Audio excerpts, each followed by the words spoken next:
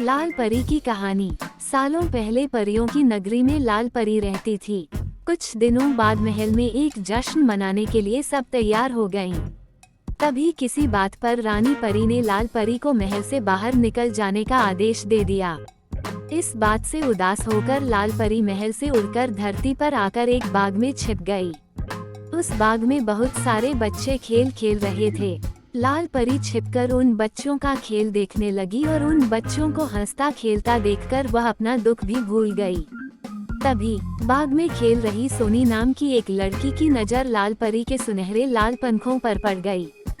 सोनी को लगा कि शायद ये कोई फल है और वो उसे लेने के लिए उसके पास चली गई। सोनी ने वहाँ पर जब लाल परी को देखा तो वह चौंक गई और खुशी के मारे चिल्लाने लगी। सोनी की चीख सुनकर बाग में खेल रहे सभी बच्चे भी उसके पास आ गए। सुंदर लाल परी ने लाल रंग के कपड़े पहने हुए थे, उसके पंख भी लाल थे और उसने चमकता हुआ लाल रंग का सिर पर ताज भी पहना हुआ था। सब बच्चों को देखकर लाल परी ने सबको अपना परिचय दिया। ये सुनते ही सारे बच्चे खुश हो गए और उछल कूद करने लगे। बच्चों ने दादी से कहानी में सुना था कि लाल परी सारी मनोकामनाएं पूरी करती है। इसी वजह से सारे बच्चे लाल परी को देखकर और खुश हो गए और अपनी इच्छाएं बताने लगे। तभी चिंटू की इच्छा सुनने के बाद लाल परी ने अपनी छड़ी घुमाई और चिंटू हवा की सैर करके वापस जमीन पर आ गया। फिर लाल परी ने अपनी छड़ी घुमाई और एक रसीला ताज़ा आम सोनी के हाथों में आ गया। इसके बाद लाल परी ने फिर से अपनी छड़ी घुमाई और बाग के सभी फूल रोशनी से जगमगाने लगे। लाल परी के जादू देखकर सभी बच्चे बहुत खुश थे और लाल परी भी परी महल में चल रहे उत्सव और महल में न रहने का अपना दुख भूल गई थी। इसके बाद जैसे ही फूलों का चमकना कम हुआ, आसमान के सारे तारे चमकने लगे। फिर बच्चों ने लाल परी से विदा लिया और अपने अपने घर जाने को तैयार हो गए। बच्चों के जाने के बाद लाल परी का मन फिर से उदास हो गया। लाल परी को उदास देखकर सोनी से रहा न गया, तो उसने उससे उसकी उदासी का कारण पूछ लिया। लाल परी ने सोनी को रानी परी की सारी बात बता दी। ये सुनने के बाद सोनी ने कहा, आपने कोई शरारती हरकत की होगी, तभी रानी परी ने ऐसी सजा दी है। मैं जब भी घर में शरारत करती हूँ तो मेरी माँ भी मुझे कोई न कोई सजा दे देती हैं। सफाई देते हुए लाल परी ने कहा, नहीं, मैंने कोई शरारत नहीं की थी।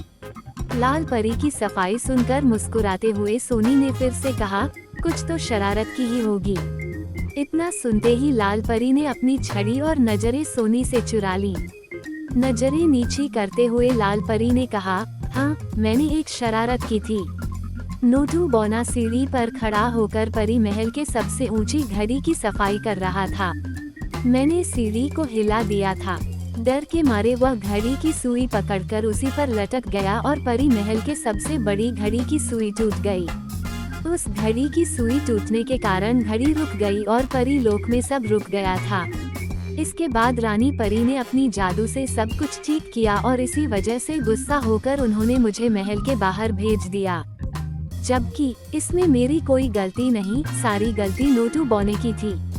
लाल परी की बात सुनकर सोनी ने कहा, मेरी माँ कहती है कि अगर हम अनजान होकर कोई गलती करते हैं तो उसके लिए माफ किया जा सकता है, लेकिन अगर जानबूझकर कोई गलती की जाए तो उसके लिए सजा देनी चाहिए। तो अब आप ये बताओ कि क्या आपने उस सीढ़ी को जानबूझकर हिलाया था या गलती से? लाल परी ने बहुत ही धीमी आवाज में कहा, जानबूझकर। क्या अगर मैं अब रानी परी से अपनी इस गलती के लिए माफी मांगूं, तो क्या वो मुझे माफ करेगी? सोनी ने कहा, हाँ बिल्कुल, मेरी माँ ने ये भी बताया है कि अगर कोई कार्य सच्चे मन से किया जाए तो वह जरूर सफल होता है। इसके बाद लाल परी ने सोनी से कहा कि वो उसकी तरफ से उसकी माँ को धन्यवाद दे और अपनी जादुई छड़ी घुमाकर अगले ही पल में सोनी को उसके घर पहुँचा दिया। सोनी की माँ के विचारों को सुनने के बाद लाल परी ने अपने में ठान लिया कि अब वो परी लोक की सबसे अच्छी परी बनेगी। इसके बाद उसने अपने दोनों पंख फैलाए और आसमान की तरफ उड़ चली रानी परी से अपनी गलती के लिए माफी मांगने के लिए।